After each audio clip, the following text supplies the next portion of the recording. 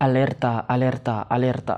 22 Agustus 2024 telah terjadi demonstrasi besar-besaran yang dilakukan sebagian besar oleh mahasiswa di Kompleks Parlemen Republik Indonesia. Karena sebelumnya telah ada manuver-manuver politik kotor yang diduga dilakukan oleh Jokowi dan kroni-kroninya, yang mana beberapa kroninya itu adalah dari anggota Dewan Perwakilan Rakyat. Gua di sini nggak mau terlalu banyak ngomongin soal latar belakang atau pakai pendahuluan konflik ini. Teman-teman yang belum tahu silahkan cari tahu sendiri. Dan kalau kalian sudah melihat lambang negara kita, burung Garuda dengan latar biru, itu adalah peringatan bahwa negara ini sedang tidak baik-baik saja. Di video ini ada dua bagian yang pengen gua sharing. Yang pertama tentang demonstrasi yang juga gua dan teman-teman gua lakukan dengan turun ke jalan. Dan yang kedua adalah menuju revolusi Indonesia. Sebelumnya, kalau suara gua agak kecil atau agak-agak serak, karena demonstrasi kemarin teriak-teriak gue, jadi suara gue agak-agak hilang. Tadinya gue mau menjeda syuting ini sampai gue sembuh total. Tapi karena ini cukup penting, jadi gue syuting sekarang dan mengabarkan ke teman-teman semua. Bagian pertama, tentang demonstrasi di gedung parlemen dengan kacamata gue, dengan sudut pandang gue, dengan apa yang gue lihat, dengar, dan rasakan. Jadi, gua datang sama beberapa teman-teman gua ke gedung parlemen itu dari sebelum zuhur. Mungkin sekitar jam 11 atau setengah 12. Dan gua juga diminta oleh Ketua Umum Organisasi Bisikawan untuk melaporkan kejadian di sana.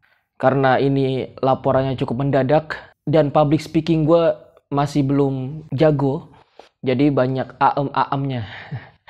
Oke, kami dari Bisikawan melaporkan dari depan gedung DPR RI atau Kompleks Parlemen. Di situ bisa lihat sedang ada orasi dan puisi dari mahasiswa dan kami tadi lihat ada Pak Reza Radian juga untuk memberikan orasi, dan juga ada beberapa partai di sini, dan kebanyakan dari karena situasi sekarang sedang ditunda, ada kemungkinan akan disahkan nantinya, mungkin ntar di malam hari atau kebesokan harinya. Yang pasti kita telah berhasil untuk menunda pengesahan yang tidak berdasar ini. Itu saja dari kami Bisikawan. Selamat siang. Dan ketika gue berada di tempat tersebut di siang harinya, jujur gue kira ini demo yang cukup dibilang sedikit, dalam tanda kutip ya. Untuk dibilang demo pada siang hari itu cukup gue bilang sedikit. Tapi yang kita tahu pas sore hari itu banyak banget. Pas sore hari atau menjelang malam itu 2 atau 3 kali lipat dari siang harinya. Dan di siang hari itu ternyata sudah ada beberapa artis yang sudah datang. Salah satunya adalah Reza Rahadian, yang beliau melakukan orasi dengan mengatasnamakan dirinya warga Indonesia. Saya merasa ini adalah waktu yang tepat untuk saya keluar dan bersama dengan kawan-kawan semua melihat bagaimana MK yang sedang berusaha mengembalikan citranya setelah wajahnya hampir kurang dari sebelumnya. Dan hari ini kita sudah mendapatkan sebuah keputusan yang sangat kita hormati dari MK. Masih juga berusaha untuk dibegal, masih juga berusaha untuk dicegal. Tadi malam saya menulis sebuah tulisan, kalau institusi sedang melakukan perbuatan yang mengembalikan nobility-nya sebagai konstitusi, lalu hari ini kita mendapat kenyataan bahwa itu coba dianulir oleh sebuah lembaga yang katanya adalah wakil-wakil kita semua hari ini. Lantas anda di dalam ini wakil siapa? Anda! Tidak apa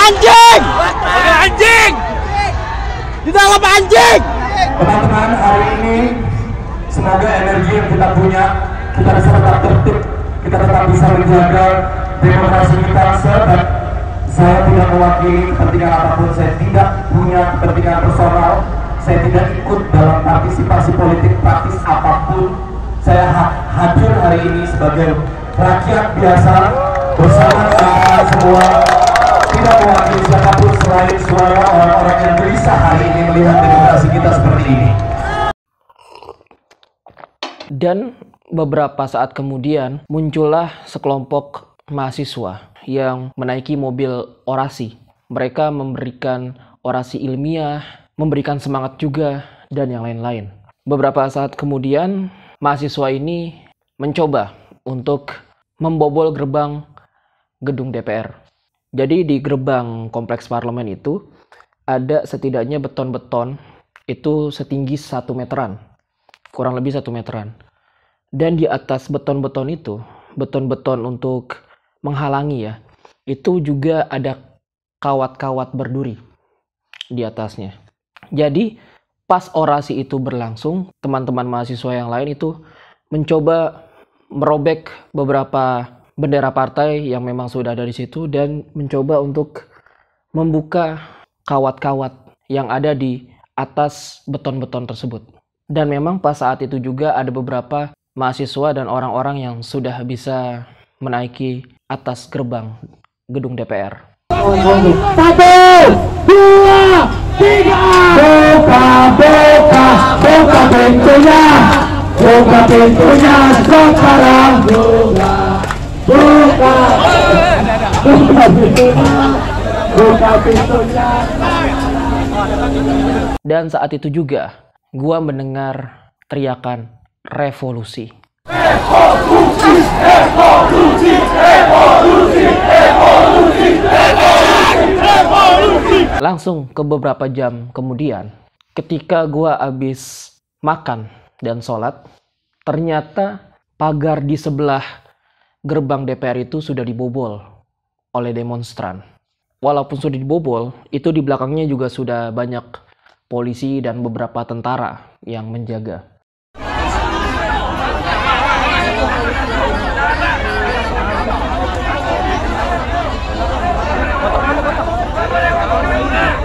Dan juga sebenarnya pas pagar itu dibobol, itu ada beberapa orang yang mereka itu mencoba bernegosiasi dengan polisi. Yang katanya sih polisi membiarkan 1 orang perwakilan untuk ngomong masuk ke dalam.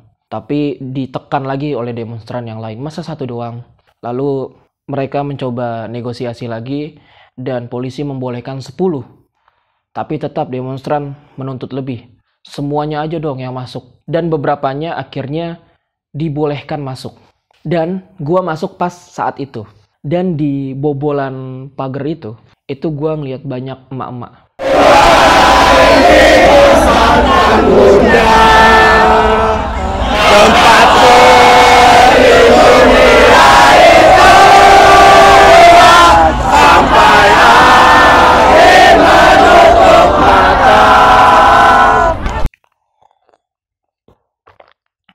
Dan memang pas masuk ke situ, awal-awal banyaknya ya media, karena media yang diprioritaskan. Baru teman-teman demonstran lain yang masuk. Ketika gue masuk ke kompleks parlemen, gue banyak tuh memvideokan dan memfoto. Gue kasih tahu juga ke kalian di video ini. Sholat asar tiba.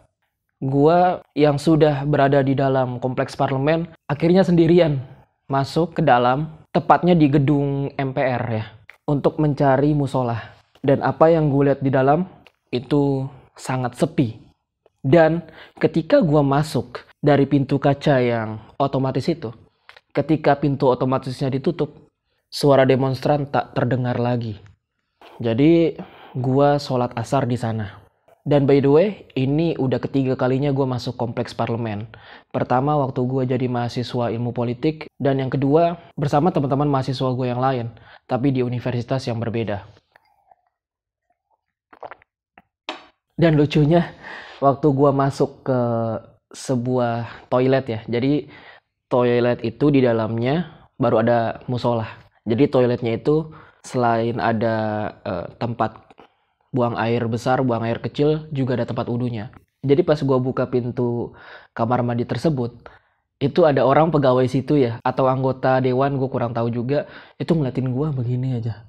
Ngeliatin gue waspada gitu. Soalnya kan penampilan gue kan cukup asing gitu ya. Gue cuma pakai baju, kaos, dilapisi jaket dan topi gitu. Dan pakai celana juga ya, celana jeans. Jadi yang lain-lain itu pada pakai baju rapi gitu ya. Pakai baju kancing, baju berkerah. Gue pakai baju seperti itu. Jadi gue diliatin waspada oleh orang situ.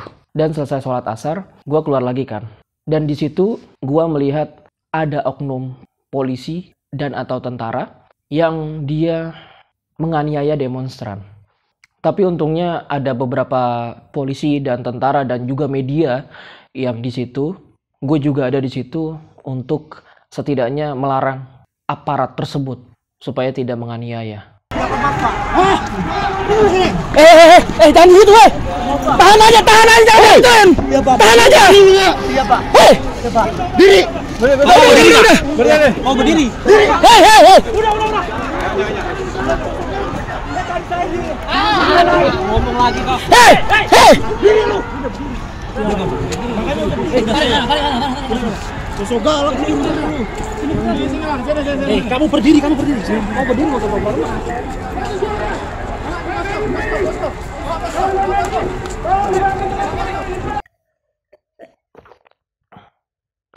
Jadi kenapa gue tetap masuk ke kompleks parlemen? Kenapa nggak di luar aja?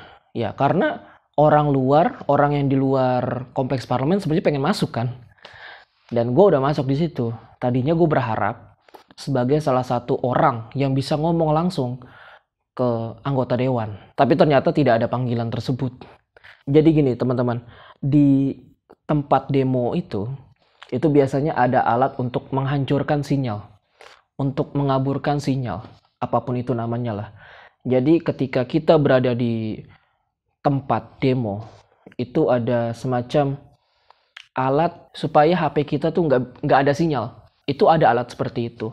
Jadi gua kalau mau menghubungi teman gua itu harus jauh dari kerumunan itu. Gua yang udah masuk ke gedung DPR, gua harus lebih masuk lagi supaya menghindari kerumunan. Temen gue juga yang berada di luar kompleks parlemen, dia harus menjauh dari para demonstran supaya sinyal itu bisa dapat lagi. Jadi ketika kami berkomunikasi lewat WhatsApp gitu ya, jadi gue mau minta karcis motor gue di dia gitu. Terus gue bilang, lu di mana gitu kan? Gue di deket pagar, di deket yang tadi dibobol, kata dia. Ya udah, gue ke situ ya, lu tunggu situ ya. Iya. Pas gue mau ngedekatin pagar gitu ya, tiba-tiba ada orang. Gue kira itu temen gue. Woi gitu kan. Suaranya kan kedengaran gitu doang ya. Jadi suaranya tuh samar-samar. Gue nggak tahu itu suara teman gue atau bukan. Ketika gue deketin, dia ngejek gue. Ternyata itu bukan temen gue. Itu demonstran lain.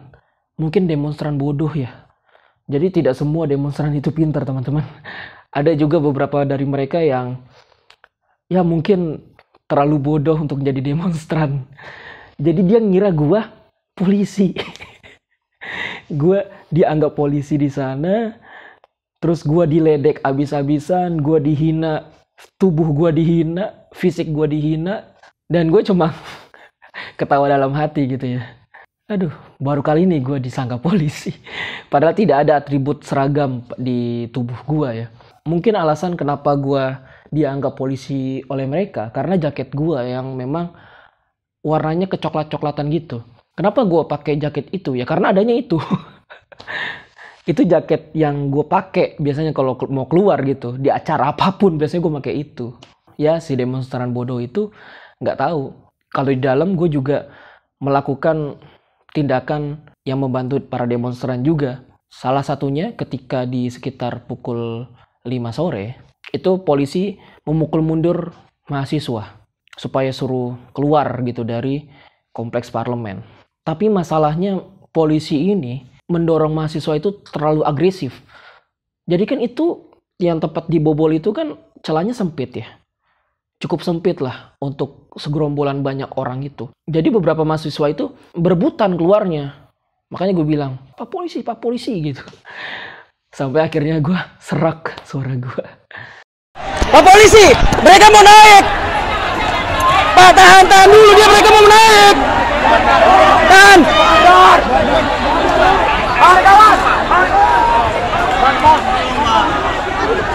Pak, tolong Pak, tolong. Pak, dia mau keluar dulu, sabar, Pak. Ya mundur. Pak, Udah keluar. kamu udah di sini. Sabar, mundur cepet.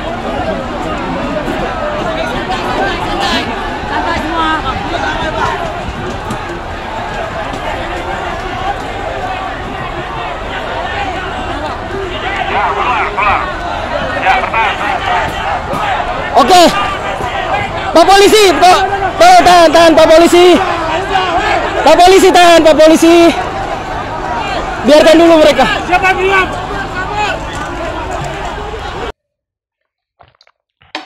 Untuk demonstran yang mungkin kemarin ngeledek gue, karena kebodohan kalian ya gue maafin aja lah. Lain kali jangan sampai kalian menuduh orang yang enggak. Gue juga nggak mau kali dituduh polisi. Dan akhirnya polisi membiarkan mahasiswa untuk berada di dalam kompleks parlemen, walaupun itu berada di tamannya ya, taman-taman dekat gerbang. Dan banyak demonstran yang duduk di sana bersama polisi juga, saling berhadapan mereka.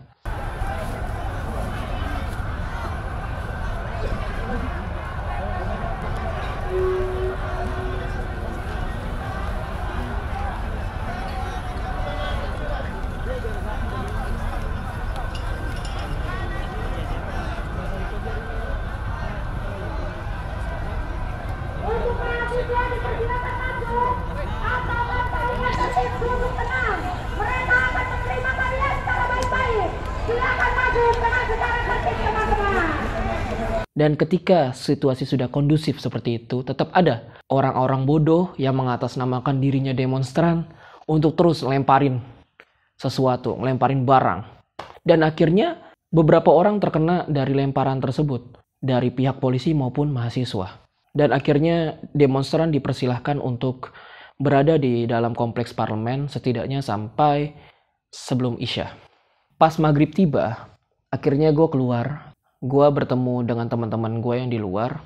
Pas lagi ngobrol itu, di depan gerbang DPR yang masih tertutup rapat itu, tiba-tiba gue ngeliat bocil, anak kecil yang pakai celana abu-abu, entah dia SMA atau SMK ya, yang mereka melempari gerbang DPR itu dengan batu, dengan barang-barang lain, sampai bunyinya tuh nyaring, tang gitu. Dan bahkan dari mereka ada yang bawa senjata tajam.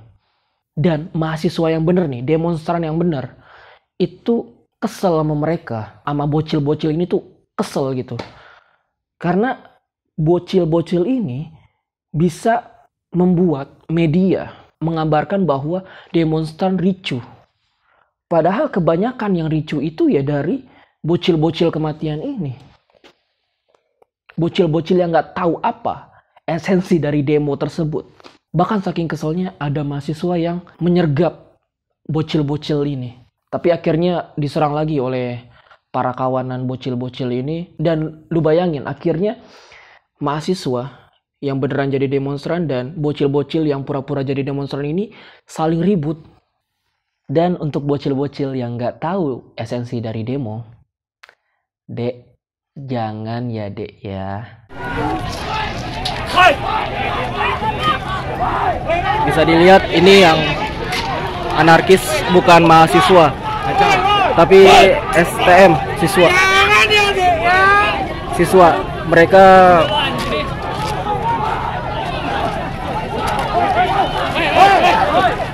Mereka anarkis. Nah ini mahasiswa.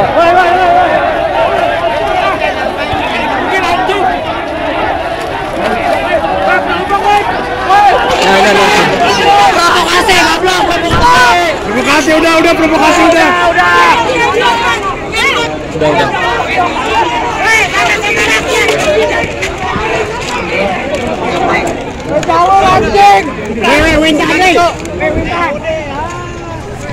Sorry. Babang nyantai bang. Sorry. Ya pulang sekolah lu ya, tolong.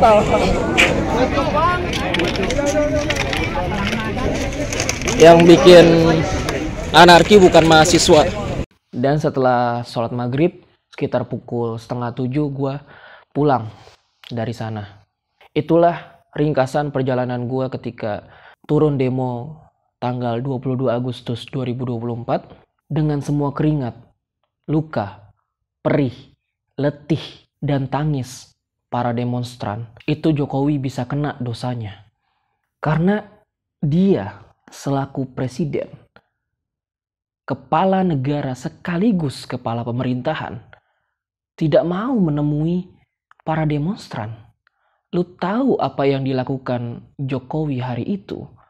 Dia ngobrol sama NU perihal tambang di istana. Lu bayangin coba. Lu tahu nggak? Sebagai pemimpin itu, setidaknya dalam Islam, itu sangat berisiko. Satu orang saja yang dia dizolimi oleh pemimpinnya, itu pemimpinnya bisa kewalahan di akhirat. Satu orang saja. Bayangkan jika puluhan ribu, ratusan ribu, jutaan, atau mungkin ratusan juta orang yang merasa dizolimi sama Jokowi. Mau para ormas itu berdoa untuk Jokowi, tapi apakah dosa-dosanya akan terhapus? Karena dosa tersebut, dosa kemanusia. Dosa kemanusia itu harus diselesaikan dulu. Ya kalau mau dosa-dosanya diampuni ya minta maaf. Dengan tulus dan berjanji atau bahkan bersumpah tidak akan menzolimi rakyat lagi. Kalau dia tidak merasa dihantui oleh rasa amarah rakyat Indonesia ketika di dunia, maka kemungkinan besar amarah itu akan sampai ke dirinya di akhirat nanti. Ingat, presiden itu adalah kepala negara sekaligus kepala pemerintahan. Presiden adalah pemimpin. Jadi, kalau situasi negara kacau, suka tidak suka, senang atau tidak senang, secara langsung atau tidak langsung, presiden bertanggung jawab. Oke, itu adalah bagian pertama dari video ini. Kita lanjut ke bagian kedua, yaitu tentang menuju revolusi Indonesia. Jadi, di bagian ini gua mau ngasih tahu atau sharing ke teman-teman bagaimana caranya kita bisa merevolusikan Indonesia.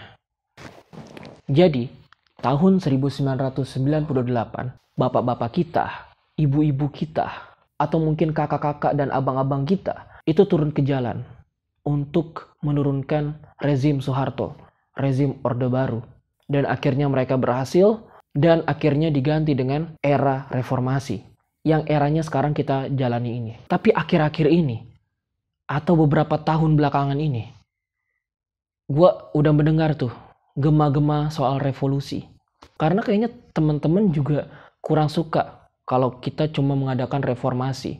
Sebelum lebih lanjut, gue mau menjelaskan sedikit ya, untuk teman-teman yang belum tahu, perbedaan reformasi dengan revolusi.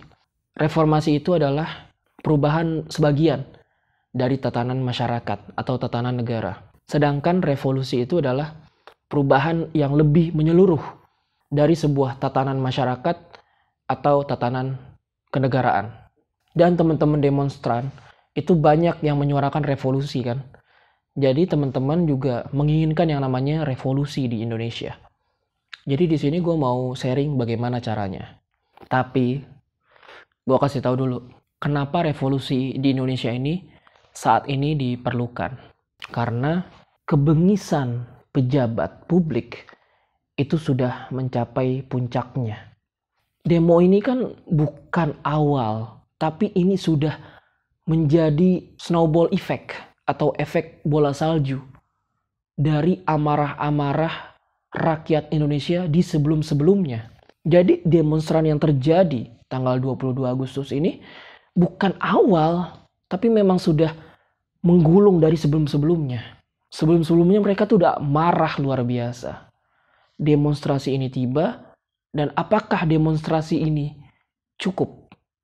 Gua yakin, gua prediksi akan ada masalah lagi Indonesia ke depannya. dan kemarahan rakyat Indonesia ini semakin menggumpal dan semakin membesar. Karena apa? Karena rusaknya politik Indonesia sekarang itu bukan hanya di level individualnya, bukan hanya di level perorangan, tapi sudah berada di level budaya dan sistemnya. Jadi budaya dan sistemnya ini udah rusak. Jadi banyak orang-orang yang awalnya baik ketika masuk dan nyemplung ke organisasi yang busuk ini, yang kotor ini, ya orang yang baik itu akan menjadi buruk juga. Jadi kita harus mengkonsolidasi kekuatan dulu.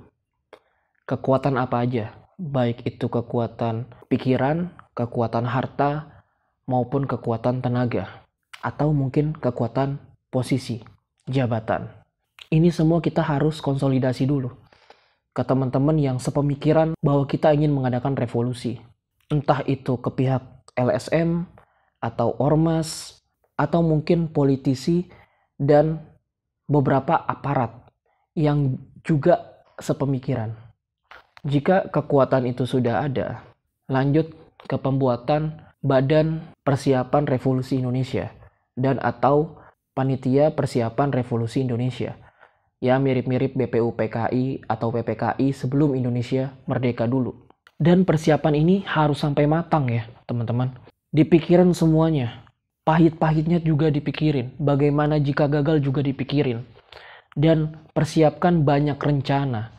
Jangan cuma satu rencana doang. Sampai matang. Nah ini penting. Gua menyarankan untuk revolusi tanpa berdarah. Jadi revolusi itu ada dua ya. Revolusi berdarah dan revolusi tanpa darah. Gua tidak menyarankan. Apalagi mendorong untuk revolusi berdarah. Enggak. Gua nggak mau itu. Lebih baik negara ini bubar karena bangsanya sendiri daripada menyelenggarakan revolusi berdarah. Makanya gua di sini sangat menyarankan. Dan kalaupun mau revolusi, itu revolusi tanpa darah. Bisa nggak? Bisa. Revolusi bisa dilakukan konstitusional nggak? Ya gue bukan orang hukum. Coba teman-teman tanyakan ke orang hukum. Tapi kayaknya bisa deh. Dan semoga bisa. Teman-teman masih ingat nggak? Dulu Jokowi itu menyuarakan tentang revolusi mental. Dan sekarang kita ajarkan Jokowi itu tentang revolusi. Jadi gitu teman-teman, menurut pandangan gue ya. Ini subjektivitas gue. Kalau teman-teman mau revolusi, yang pertama pastikan dulu kalian itu punya niat yang bener gitu. Jujur. Bukan buat keren-kerenan doang. Bukan cuma niat supaya nama kalian itu terpampang di sejarah negara kita. Jangan gitu niat awalnya. Dan negara ini gak bisa dibuat mainan. Kalau teman-teman menyuarakan soal revolusi, tapi tidak ada persiapan, itu kan sama aja mainan. Dan kalau kalian membuat negara ini mainan, apa bedanya dengan orang yang kalian demo? Dan ini terakhir, waktu gue demo itu, ada beberapa yang memang coret-coret gitu. Vandalisme. Apalagi sampai merusak fasilitas umum. Atau bahkan di demo sebelumnya gue pernah tuh ngelihat demonstran itu milok ke mobil yang lewat. Mobil box yang lewat. Mobilnya dilukis 361. Lu ngerti ya 361 itu apa? Alat kelamin pria. Itu kenapa ya? Itu kenapa?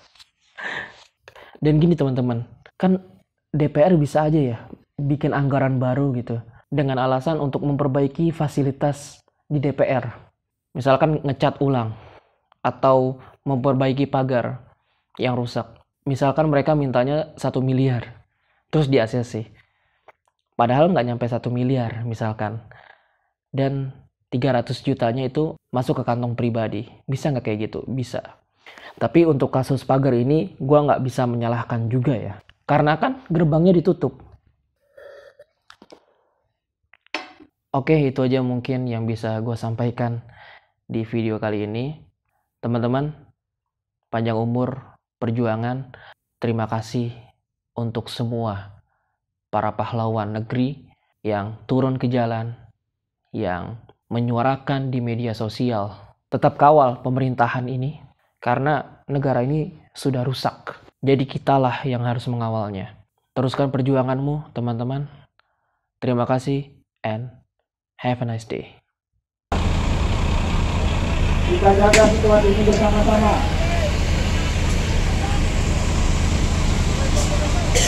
Ya, yang menggoyang-goyang pagar, tolong. Tidak cukup. Ya, rekan-rekan, tidak cukup. Tidak yang berusaha.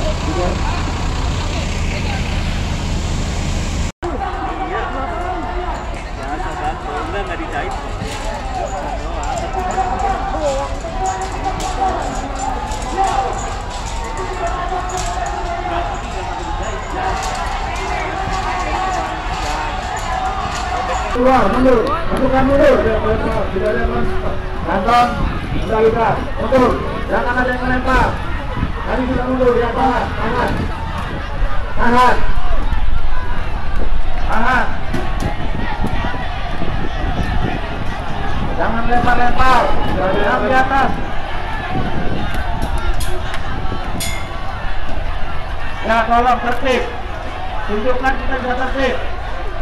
Ya, adik-adik. Tertib. Jangan ada yang melempar.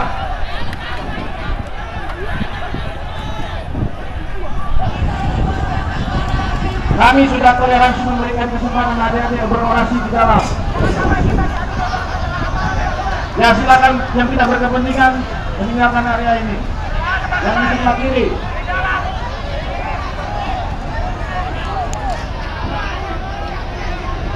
Yang di atas pagar demi keselamatan kita bersama, tolong turun. Saya membahayakan, kami mengimbau. Cukup. Cukup.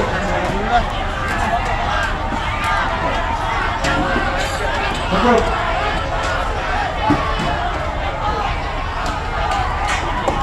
Hati-hati provokasi, hati-hati. Ya.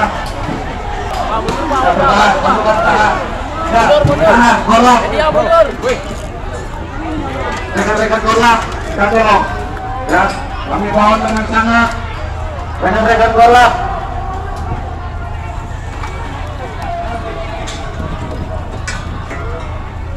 Jangan melakukan kekerasan. Jangan melakukan kekerasan. Cukup. Ya, cukup. Cukup rekan-rekan. Adik-adik, teman-teman cukup. Cukup. Ya, mundur, pasukan mundur. Mundur. Mundur. Mundur, mundur. Jangan melakukan tindakan anarkis. Mundur, mundur.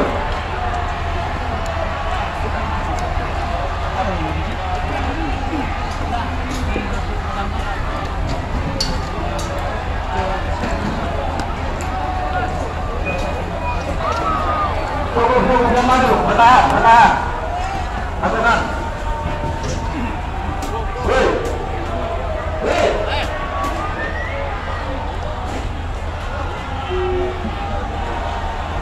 Ya, bertahan. Itu rekan-rekan media. Ya, tolong.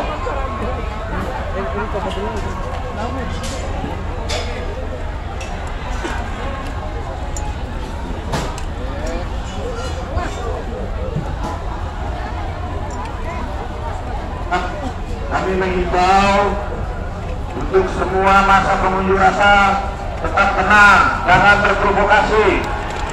Fokus pada agenda rekan-rekan di sini, menyampaikan aspirasi, bukan melakukan tindakan anarkis. Ya, majukan, maju, maju.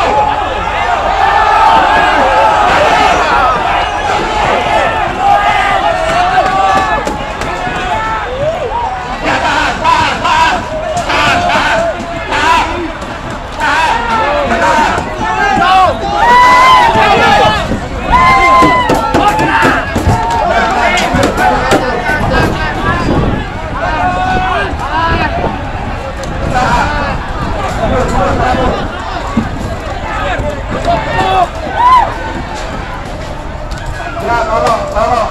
Ya, hentikan lemparan. Hari-hari masih. Ya. Hari-hari mahasiswa, tolong hentikan.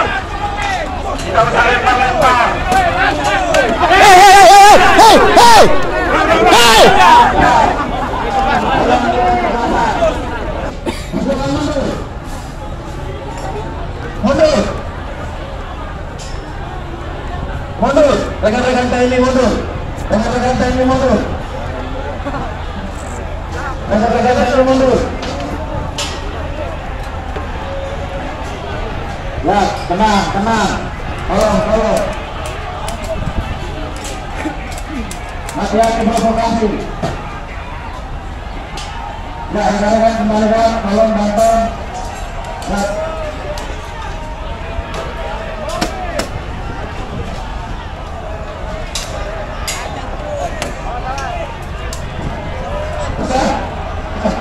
Rekan-rekan pasukan lurusan.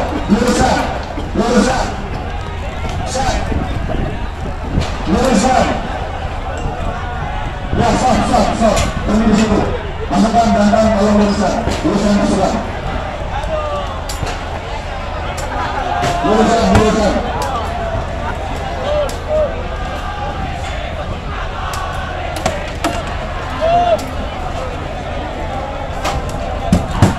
Sumber suara di mana, Bos? Sumber suara komando di mobil. Ini sampai maju nih, bakal rusuh.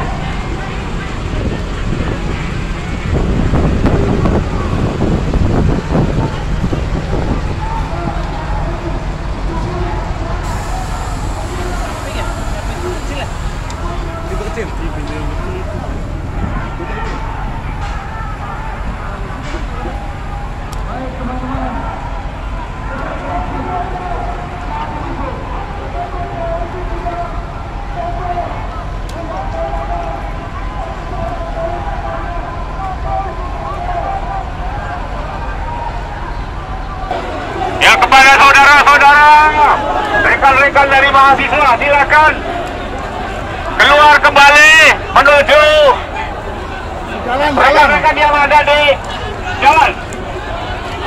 Sekali lagi kepada rekan-rekan mahasiswa, silakan kembali ke jalan.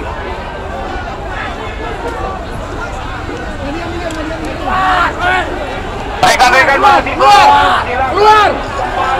Pak, tahan dulu, Pak Polisi. Biarkan mereka keluar dulu, Pak Polisi.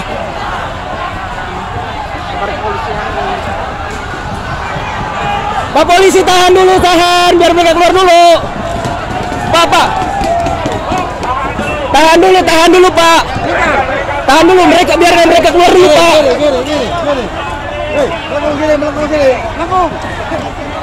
Tahan dulu, mereka susah keluarnya, Pak. Mereka susah itu berdepet-depetan, tahan dulu. Pak, mereka susah keluarnya, tahan dulu. Perhatikan. Kenapa Kapolda? Ya Pak. Saya juga perintah Kapolda. Kapolda Metro Jaya punya Jakarta itu. Hei, jangan.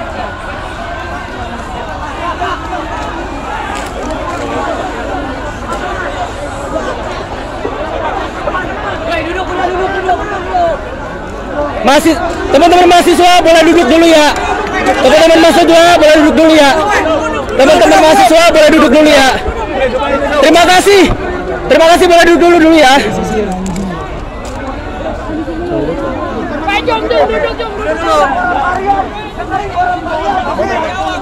Dengerin orang kalian. Udah border pohon. Ayo border pohon.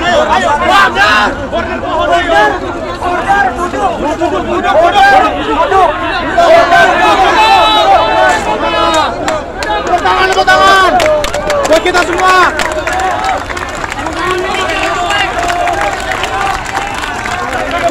Duduk.